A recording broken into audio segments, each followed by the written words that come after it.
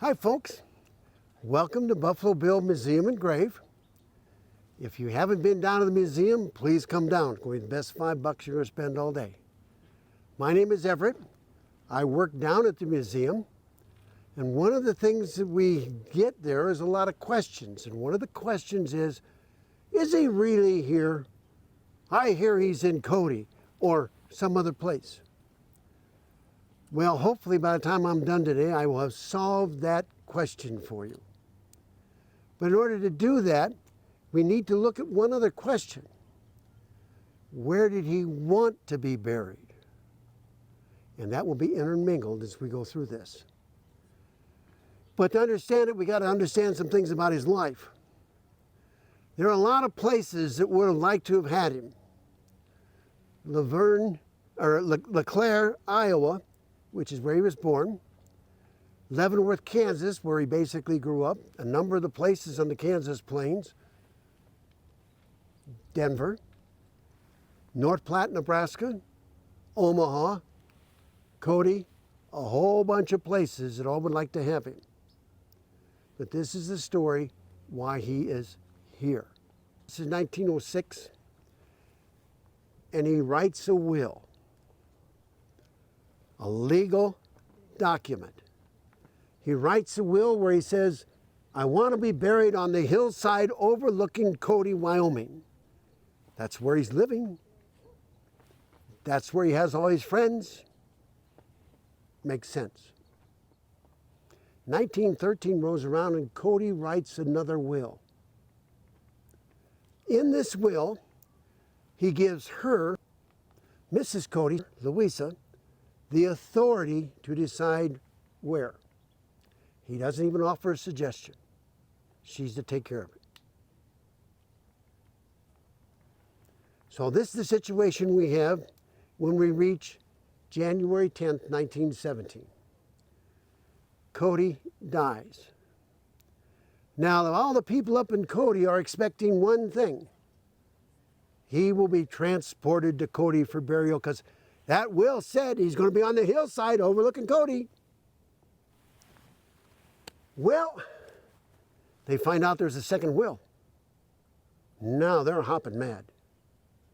They contest the second will. They lost again. You can imagine the frustration because he's been living in Cody these last 3 years. They don't know anything about the second will. But it takes precedent. Now we come in and we have some very interesting things that happen. He dies on January 10th. There is the possibility of being buried on this hillside. And that comes out of a time when he visited up here. He actually visited this location. I want you to take your imagination, look around. See all these trees? Get rid of 98% of them. Now, think in terms of the overview you have. He's looking east. He thinks in terms of the prairie life on eastern Colorado. He thinks in terms of the prairie life as a buffalo hunter, an Army scout, and growing up in Kansas. You look to the northeast and he thinks about the large 4,000-acre ranch at North Platte. That's his longest official residency in one place, which of course he was seldom there. He looks around at the mountains and he's reminded of Cody, Wyoming. He comes to the conclusion he wants to be buried here. Okay, so we've got that arrangement. He wants to be here. She's got the authority, and they're beginning to take care of it all. But nothing's been arranged here yet. On the day of the funeral, the state of Colorado legislature asked the family to have Cody be viewed in the state capitol. 35,000 people are in downtown Denver that day. Lines for blocks to go by him. We don't know how many went by, but a bunch. lying on either side of an open casket. After all that, they pack him up, take him down to the local Elks Club. He was an elk.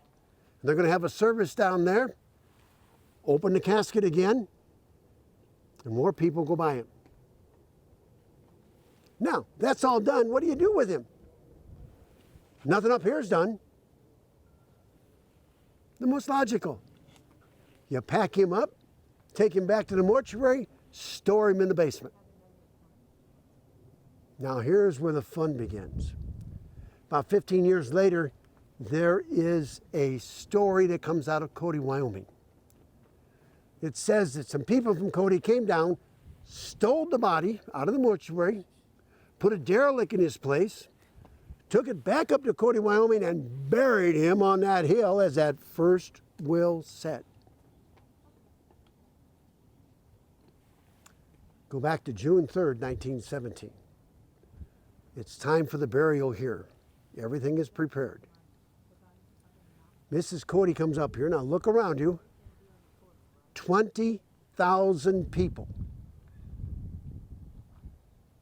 She sees a bunch of his friends that were not there in January. She decides to have an open casket. Ooh, sounds gruesome. No. He was embalmed by one of the finest embalmers in the western states. And he was embalmed at least twice. He was in such perfect condition that it would have taken a professional to find any sense of deterioration. So that open casket, for 3 hours, people up here are going by. Now what makes that remarkable is the coverage of the newspaper after that. Not one person suggests it is not him.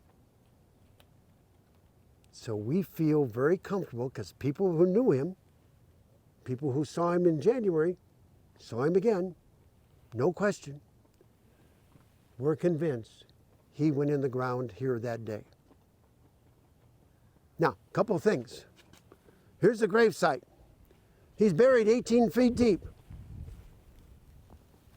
I don't know why, but that particular figure is quoted in a number of places.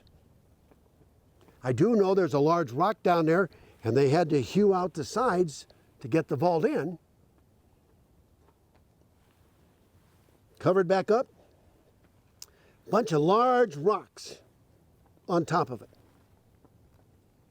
Now, some of you gentlemen, you probably could move all those rocks and then turn around and dig 18 feet deep and get the body out. But could you put all those rocks back in the exact same place? I doubt it. And those rocks were never disturbed. So nobody got into the grave then. Okay, 1921 rolls around. Johnny Baker, the foster son, in cooperation with the city of Denver, creates the museum over here. Mrs. Cody, still alive, donates a lot of the personal belongings. In the fall of 1921, she dies. The arrangements were made with the city that she would be able to join him if she so desired. She did. So they brought her back from Cody, where she was living, opened up the grave, and they put her in. Now, how deep is he? 18 feet. What do you do with her? Right on top. Nothing unusual about that. Happens in the national cemeteries all the time. Cover everything back up. No sign of anything in the grave after that. But there's a lot of unhappiness about where is he. A lot of moaning and groaning and complaining. A lot of fears that somebody was going to try and come down and break in.